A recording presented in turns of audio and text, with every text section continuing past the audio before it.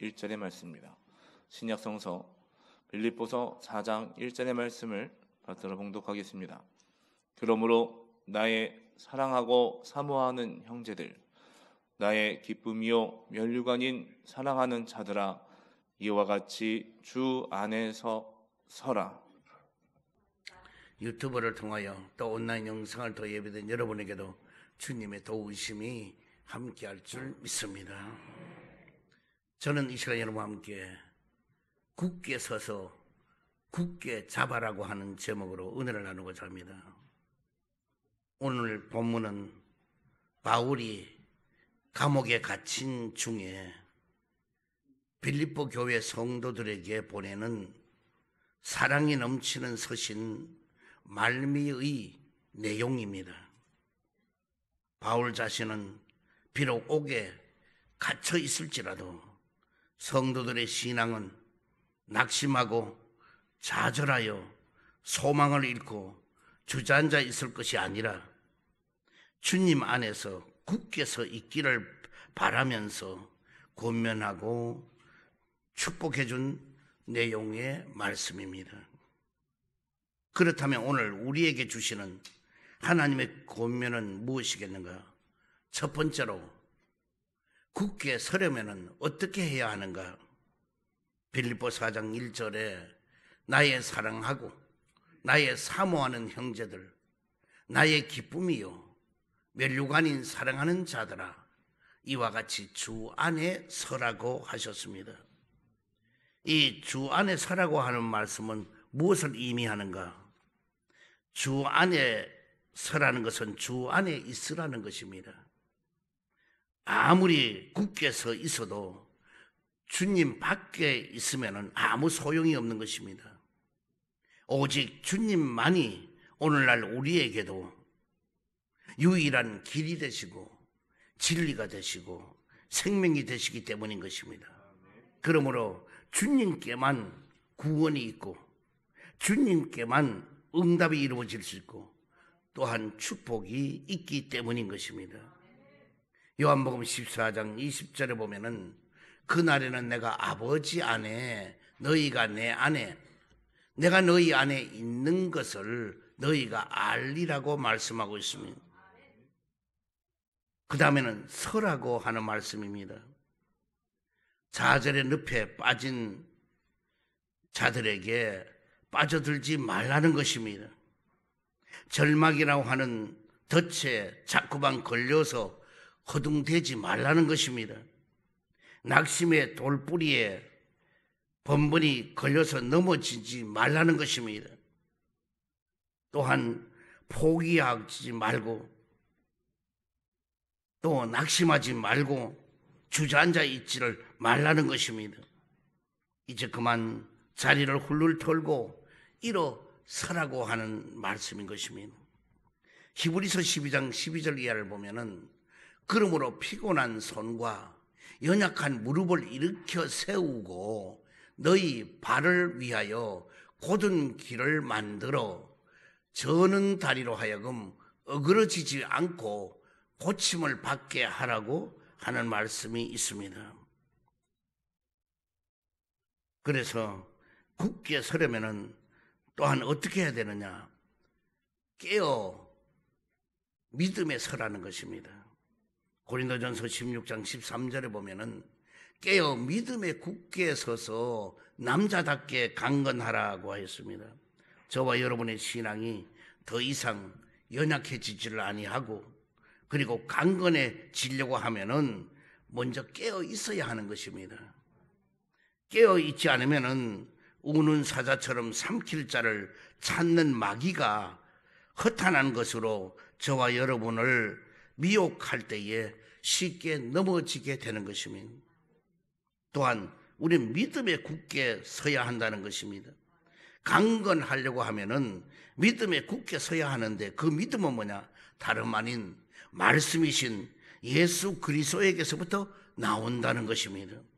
로마서 10장 17절에 보면은 믿음은 들음에서 나며 들음은 그리스도의 말씀으로 말미암느니라고 말씀해 주고 있는 것입니다. 또한 자유 안에서 우리는 굳게 서라는 것입니다. 갈라디아 5장 1절에 보면은 그리스도께서 우리를 자유롭게 하려고 자유를 주셨으니 그러므로 굳건하게 서서 다시는 종의 멍에를 매지 말라고 하신 말씀입니다. 굳게 서려면은 또한 우리가 어떻게 해야 되느냐? 자유케 해야 되는데 우리는 예수 그리스도를 구주로 영접하고 그 피로 죄사함을 받고 먼저 죄와 사망으로부터 자유해져야 한다는 것입니다. 그 자유함을 얻을 수 있는 것은 뭐냐? 우리가 굳게 서서 흔들리지 않고 믿음 안에 있을 때에 자유함도 오게 되는 것입니다. 또한 다시는 종의 멍에를 매지 말아야 한다는 것입니다. 우리가 자유케 하신 주님의 은혜에 감사할 뿐만 아니라 마귀가 덮어 씌우는 죄의 종의 멍에를 또다시 매지를 말아야 한다는 것입니다. 그래서 천국 갈 때까지 저와 여러분은 굳게 서기를 주의 이름으로 축원드립니다. 그 다음에는 감사가 넘치게 하라는 것입니다. 골로새서 2장 7절에 보면은 그 안에 뿌리를 박으며 세움을 받아 교훈을 받은 대로 믿음에 굳게 서서 감사함을 넘치게 하라, 이렇게 말씀하고 있습니다. 여기 뿌리를 받고 세움을 받아 교훈을 받은 대로 서야 한다는 것입니다. 여기 뿌리를 받고가 굉장히 중요합니다. 우리는 그냥 지나칠 수밖에 없는데 우리는 뿌리를 박는다는 게 너무너무 중요한 겁니다. 뿌리를 박지 않으면은 부평초처럼 떠돌아다니게 되고, 뿌리를 박지 아니하면은 그것은 뭐냐? 쓸모가 없어요. 왜? 뿌리가 박혀지 않고 뿌리가 움직이고 있으면은 거기는 뭐냐? 나무에 열매도 맺을 수가 없고, 뿌리가 깊이 박혀지서 내려지질 않으면은 거기는 그 나무가 자랄 수도 없습니다. 그러므로 뿌리를 깊이 박아야만이 되는 것입니다. 저는 어릴 때부터 시골에서 이 모를 심어요. 이 모를 심을 때에 저는 어리니까 8살 9살에 그 모를 심으면 어떻게 심으면 논바닥에다가, 근데 심으면은 이 모를 뜯어서 심는데 손가락이 짧으니까 안으로 박혀지지 않아요. 그러나 어른들은 손가락이 기니까 깊이 박혀져요. 그래서 깊이 박혀지니까 뭐가 착상이 잘 되어요. 다 둥둥 뜨는 게 없어요. 근데 제가 심은 거는 나중에 돌아보면 몇 군데 떠 올라와 있어요. 왜? 뿌리가 밑에 내려가지 않고 착상이 안 되니까. 그럼 다시 그 자리에 가가지고 다시 심어야 되는 거라고요. 오늘 여러분, 나는 뿌리가 떠돌아다니는 거예요. 우리 성령 사랑교회에 뿌리를 깊이 받고 움직이지 말아야 은혜도 임하고 성령의 열매도 여러 가지로 받고 은사도 임하고 모든 일을 감당해 가게 될 텐데, 만날 뿌리가 움직이는 거예요. 누가 뭔 얘기하면 거기 돌아가고 어떤 말하면 거기에 휩쓸리고, 그런 신앙이 무슨 신앙이 굳게 서 있는 신앙이 될 수 있겠습니까? 오늘 여러분, 나는 뿌리를 깊이 내리기를 주의 이름으로 축원드립니다. 말씀이신 예수님께 뿌리를 깊이 내리면은 성령님께서 거기에 세움을 언제나 도와주게 될 줄 믿습니다. 그리고 우리는 신앙이 서기 위해서 교훈을 잘 받아야만이 하는 것입니다. 그래서 우리 교회도 여러분이 나오는 걸로 만족해하지 말고 나오면서 배워야 되어요. 말씀도 그것을 깊이 상고하고 배워야 되는 거예요. 또한 감사로 은혜가 넘치게 해야 한다는 것입니다. 고린도후서 4장 15절에 보면은 이는 모든 것이 너희를 위함이니 많은 사람의 감사로 말미암아 은혜가 더하여 넘치게 하나님께 영광을 돌리게 하려 함이라고 말씀해 주고 있습니다. 감사는 하나님께만 영광을 돌리는 것이 아닙니다. 넘치는 감사는 우리의 신앙을 더욱더 굳게 서도록 도와주는 선순환이 되게 만든다는 것입니다. 그러므로 우리는 넘치는 감사는 굳센 신앙을 만들고, 또 굳세게 선 신앙을 가진 성도는 넘치게 감사가 된다는 것입니다. 그래서 우리는 감사하는 일에 굳게 서야 돼요. 어떤 조건이 없어요. 오늘 이 설교를 듣는 이 순간부터 당장에 누구를 만나든 간에 그저 감사합니다, 고맙습니다 하는 말을 많이 하세요. 그래서 항상 어떤 속에 있더라도 감사합니다, 고맙습니다. 어느 곳에 가든 간에 식당에 가든 안 그러면 여러분이 다른 어느 곳에 가 있든 그저 감사합니다. 차를 한 잔 마시러 가도 그저 감사합니다, 고맙습니다 이러보세요. 그러면 여러분의 삶의 변화가 굉장히 많이 올 거예요. 그리고 여러분이 즐겁고 기쁜 일이 자꾸 가득하게 될 것이에요. 그래서 정말로 감사할 일이 넘쳐나게 되도록 그렇게 마음을 하나님이 허락해 줄 줄 믿습니다. 또한 우리는 한 마음으로 굳게 서라는 것입니다. 빌립보서 1장 27절을 보면은 오직 너희는 그리스도의 복음에 합당하게 생활하라. 이는 내가 너희에게 가보나 떠나 있으나 너희가 한 마음으로 서서 한 뜻으로 복음의 신앙을 위하여 협력하는 것이라고 말씀해 주고 있는 것입니다. 이 한 마음으로 굳게 선다는 것은 뭐냐? 이 한 마음과 한 뜻이 되라는 것입니다. 바울이 가보나 떠나 있던 그 간에 주님이 항상 지켜보고 계시기 때문에 저와 여러분은 성도 간에, 가족 간에, 동료들 간에, 이웃 간에, 모든 사람들 간에 한 마음 한 뜻이 되려는 배려가 필요하다는 것입니다. 우리는 한 마음 한 뜻을 되도록 해야 될 것이에요. 그래서 우리는 어떻게 하면 한 마음을 가질 수 있을까? 이런 것을 고민해야 될 것입니다. 예를 들어 부부간에도 마음이 맞지 않잖아요. 그러면은 그 사람의 마음에 맞추면 되는 거예요. 내가 자꾸 내 마음대로 따라오라고 하면 따라오나요? 또 요즘은 또 여성들은 더 세서 아내들이 요새는 너무 세요. 그렇게 남편들이 그냥 전부 다 고지 듣고 그대로 따라가고 이럴 때가 있어요.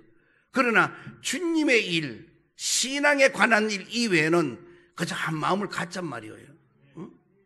그래서 어떤 데는 부모가 시킬 때도 그냥 이게 아닌데도 그 따라서 알겠습니다, 한 마음을 가져서 해드리고 나면은 나중에 부모 보니 저 아들이 저 딸이 내가 시킨 것이 잘못됐는데도 이렇게 나를 따라주는구나.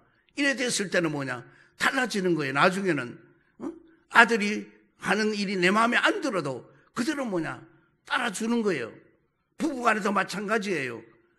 잘못된 걸 알고도 있는데도 따라주면은 나중에는 내가 잘못된 걸 있을 때도 이해가 하고 용서해 주게 되는 거예요. 그래서 우리는 한 마음이 돼야 돼요. 이 국가적으로도 마찬가지예요. 아무리 이념이 어떠하고 아무리 정당의 방향이 어떻고 이게 중요한 게 아니에요. 저도 조금 이렇게 위에 분들, 높은 사람들, 세상으로 높은 사람들을 만나게 되면은 얘기해요. 정부에서도 야당 여당을 너무 따지지 말고 야당에 있는 사람도 국무총리도 세우고 장관도 세우고 이렇게 좀 하면은 그럼 서로 어우러져 가지고 잘 될 텐데 흑백의 논리로 인해서 나는 옳고 너는 그러다 이런 식으로 나가면은 이 사회가 분열이 되고 어려워지지 않느냐고. 그렇게 아무리 만날 때 그렇게 건의를 했는데도 안 들어먹어요. 왜? 끼리가 있기 때문에. 끼리는 싸움박질하고요. 절대로 좋을 일이 없어요. 오늘 여러분 우리는 여기 패당 짓지 말아야 돼. 교회 안에는요. 교회는 끼리 하면 안 돼요. 교회 안에 끼리가 아닌 끼리도 같이 협력하고 도와주고 배려해주고 이런 모습이 필요해요. 그래서 교회 여러분이 오면은 한 마음 우리가 되기 위해서는 그냥 여기 예배드리고 쏜살같이 가버린다든지 바람처럼 사라진다든지 이러지 말고 내가 좀 어떤 데는 여러 가지로 마음이 좀 안 내키고 마음에 안 들어도 그래도 저렇게 전화처럼 저렇게 들려와도 나도 마음이 그냥 한 마음이기 때문에 이해하잖아요. 그래서 같이 좀 화목하게 지내고 내가 좀 시간을 더 배려하고 내가 시간을 더 희생해가지고도 옆에 사람 위해서 대접도 한번 해보고 좀 베풀기도 한번 하고 이런 것이 자꾸 있으면 교회가 분위기가 예수 그리스도의 사랑으로 가득하게 되고 또 예수의 향기가 가득하게 되고 이래서 너무 활력이 넘치고 좋아하고 막 기뻐할 텐데 오면은 그냥 예배 드리는 걸로 제가 설교 한번 하니 이 짧은 설교에 무슨 은혜가 있고 뭐가 되겠어요, 여러분? 제가 설교해도 좋아하는 사람도 있고 또 못마땅하게 여기는 사람도 있단 말이에요. 어떻게 다 좋아지겠어요? 그러나 그 마음을 한 마음을 가지려고 하면은 그게 다 이해하고 용서하고 이래 되잖아요. 사랑하게 되고. 이래서 여기 오면 너무 오늘도 날씨가 추운데 이래오셔서 너무 반가워요. 나는 누구누구를 배우니까 주님 배운 듯해요. 막 이래 하면은 막 황홀해지고 서로 좋을 텐데 그냥 새우눈같이 떠봐가면서 말이야. 눈에 흰 똥자만 막 그냥 뒹굴면서 보자 하는 마음으로 우리는 절대로 누가 미울 사람이 어디 있어 이 교회 안에서요. 여러분 화목하고 한마음 되기를 주의는 축원드립니다. 그 다음에는 복음의 신앙을 위하여 협력하라는 것입니다. 저와 여러분은 다른 사람과 함께 한마음 한뜻이 되었다면 바로 그 애쓰는 이유가 뭐냐? 오직 복음의 신앙을 위하여 협력하기를 주의 이름으로 축원드립니다. 그렇게 사는 것이 바로 여러분 나는 복음에 합당한 생활이에요. 복음에 합당한 생활은 뭐냐? 협력돼야 되는 거예요. 협력이 안 되면 아무 일도 될 수가 없는 거예요. 그래서 우리 협력하잔 말이에요. 예를 들어서 우리가 이 바깥에서 우리 장날이 모란장이 자주 오잖아요.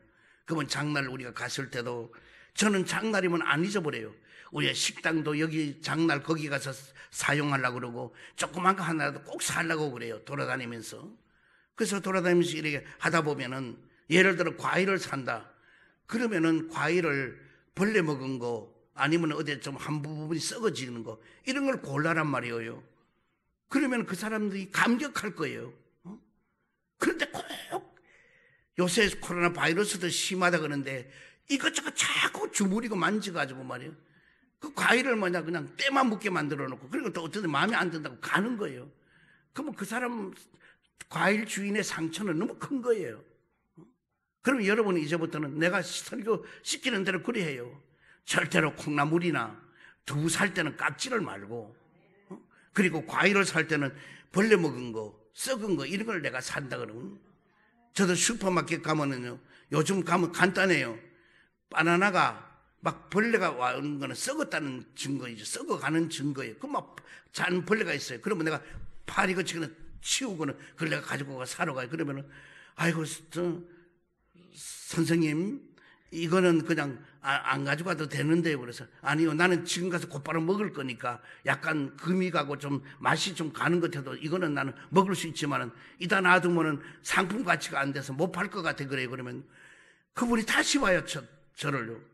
다시 보고 그 다음에 뭐냐 뭘 사러 가면은요 예를 들어서 주방 세제 같은 거 사러 가면은요 이거 놔두고 이쪽에 한 개 더 보태준 게 이제 판매하는 게 있습니다. 세일합니다. 이분이 다 가르쳐줘요. 그래서 그로 인하여서 정이 들면은요 나인들은 훨씬 더 배려를 해주는 걸 그런 걸 봤습니다. 오늘 여러분 너무 깍쟁이처럼 요리조리 돌리면서 어디 그 기스간 거는 없는가 한 거 없는가 이렇게 인생을 살지 말아요. 남을 배려해주는 삶을 살면은 여러분은 엄청난 복이 오게 되는데 그걸 여러분 몰라요. 예를 들어서 어디 갔다가 보면은 너무 열심히 하는 자매가 있다. 그러면 4,500원짜리 해장국을 먹더라도 그다음 팁을 주라고요. 팁 줄 때는 몇천 원 주면은 우습게 여겨요. 요새는요. 그러므로 10,000원 정도를 주라고 그러면은 감격하는 거예요. 왜? 먹는 거는 4,500원인데 팁은 10,000원짜리를 주니까. 그러나 그 사람은요 꼭 알아요. 그래서 저는 음식점마다 가면은 목사님 그거 단번에 알아요. 그 사람들이 어떻게 나를 그렇게 목사로 알겠어요? 저분은 딱 한 번에 목사로 알게 되도록 각인이 되는 거예요. 그러면 그 다음에 한번 가봐요. 그래서 저하고 같이 가면은 음식 반찬도 많이 나오고 막 이래 하니까 목사님 따라다니면 잘해준다. 잘해주긴 뭘 잘해줘요? 이때까지 팁을 준 게 있으니 그렇지요. 20몇 년을 팁을 갈 때마다 줬는데 그럼 20몇 년 간 사람하고 금방 간 사람하고 어떻게 똑같이 대하겠어요? 그러므로 여러분들은 항상 협력하는 여러분 되기를 주의는 축원드립니다. 아멘. 두 번째로 굳게 잡아야 할 세 가지입니다. 저와 여러분의 신앙이 굳게 섰다면은 이제부터는 무엇을 굳게 잡아야 하는가? 먼저 믿는 도리에 소망을 굳게 잡아야 한다고 말씀하고 있습니다. 히브리서 10장 23절에 보면은 약속하신 이는 미쁘시니 우리가 믿는 도리의 소망을 움직이지 말며 굳게 잡고 라고 말씀하고 있습니다. 믿는 도리의 소망을 그러면 어떻게 굳게 잡는가? 믿는 도리의 소망을 잡아라 하는 말씀이 오늘 나옵니다. 저와 여러분은 세상의 그 어떤 소망보다도 믿는 도리의 소망을 가장 먼저 굳게 잡아야만 하는 것입니다. 그것이 우리에게 가장 귀한 것을 주시기 때문인 것입니다.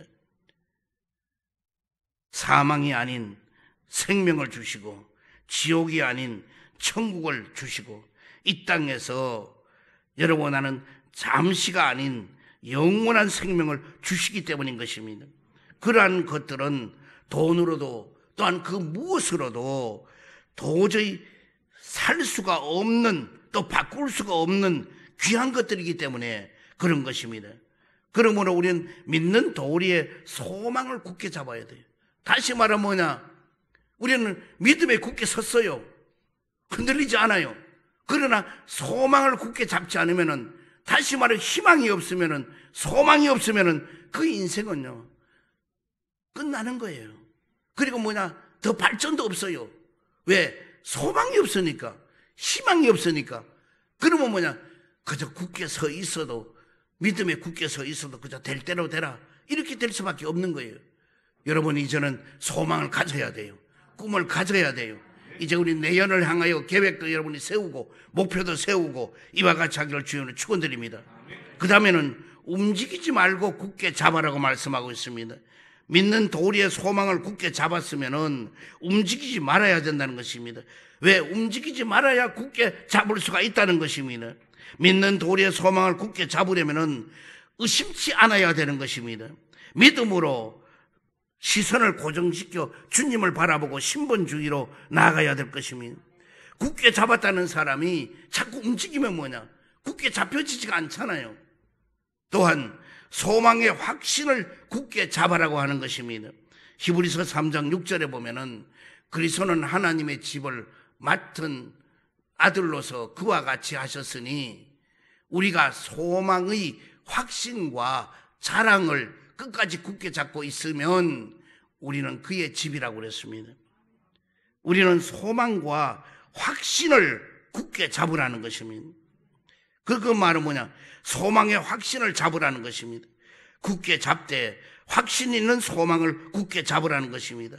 확신이 없는 소망은 응답이 더딜 수밖에 없는 것입니다. 소망을 구하되 하나님의 뜻 안에서 확신을 얻기까지 기도하고 말씀을 통하여서 흔들리지 않는 믿음이 생기게 되면은 소망의 확신을 굳게 잡을 수가 있게 되는 것입니다. 또한 끝까지 굳게 잡고 있으라는 것입니다. 소망의 확신을 굳게 붙잡되 중요한 것은 끝까지 굳게 잡고 있어야 한다는 것입니다. 그럼 언제까지? 소망의 확신이 실제 현실이 될 때까지 우리는 붙잡고 있어야 됩니다. 그러면 얼마를 붙잡아야 되는가? 또 얼마 있다가 놓아버리겠는가? 여러분이 소망에 굳게 잡는 것은요, 굳게 잡는 그 일이 이루어질 때까지 굳게 잡아야지. 굳게 잡고 있다가 아이고 이제는 나는 이거 놓아버려야 되겠다, 이거는 안 되는갑다 하면 그러면 아무 소용이 없어요. 굳게 잡았던 모든 것이 다 헛되고 헛되게 되는 것입니다. 그러므로 우리는 소망을 가지고 있다면 끝까지 굳게, 그것이 이루어질 때까지, 그것이 해결될 때까지, 그 응답이 올 때까지 굳게 잡고 기도하고 굳게 잡고 말씀을 보고 굳게 잡고 찬양을 하고 이러기를 주의로 축원드립니다. 그러면은 굳게 잡아서 결과적으로 면류관을 빼앗지 못하게 하라고 말씀하고 있습니다. 요한계시록 3장 11절에 보면은 내가 속히 오리니 내가 가진 것을 굳게 잡아서 아무도 내 면류관을 빼앗지 못하게 하라고 하고 있습니다. 아무도 면류관을 빼앗지 못하게 하라는 것입니다. 주님은 우리에게 어떻게 이 땅에 살아가는 동안에 믿음의 선한 싸움을 싸웠으니 주께서는 주실 상급을 빼앗기지 말라고 말씀합니다. 그래서 우리 사도 바울은 나는 선한 싸움 싸우고 나의 달려갈 길을 다 갔으니 이제 후로는 나에게 면류관과 상급만 있다고 사도 바울은 그는 고백했습니다. 여러분, 나도 굳게 잡고 있으면은 면류관을 빼앗기지 않는 것입니다. 왜? 그것은 뭐냐? 믿음에 굳게 서 있고 소망으로 굳게 잡고 있으면은 그럼 뭐냐? 결과적으로 우리에게도 상급과 멸류관을 받게 될 줄 믿습니다. 또한 왜 그러면 굳게 잡고 있어야 되냐? 주님은 속히 오시기 때문인 것입니다. 받은 구원이나 상급을 빼앗기지 않도록 굳게 잡고 있어야 하는 그 이유는 뭐냐? 이제 재림 주님은 속히 오시기 때문인 것입니다. 그러기 위해서 저와 여러분은 데살로니가 전서 5장 21절에 보니 범사에 헤아려 좋은 것을 취하고 그랬습니다.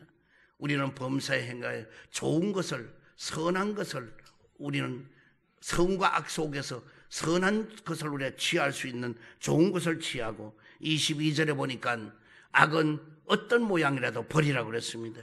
이제 우리는 살아가면서 악한 것은 어떤 모양이라도 버려야 돼요. 그것을 악한 마음을 자꾸 품고 있으면은요, 많은 상처를 주고 어려움을 주고 고통을 줘요. 그래서 누구를 만나든 간에 선한 것을 보고 악한 부분을 보지 말아야 돼요. 그래서 모든 사람을 평가할 때에 나쁜 것을 자꾸 찾아내. 나 이 나라 정치고 뭐고 나는 너무 실망하는 건 뭐냐? 요만한 것도 나쁜 것이 있나 싶어서 어떤 결점만 찾아내는 거예요. 자꾸 결점만 찾아내면 좋을 것이 뭐가 있어요?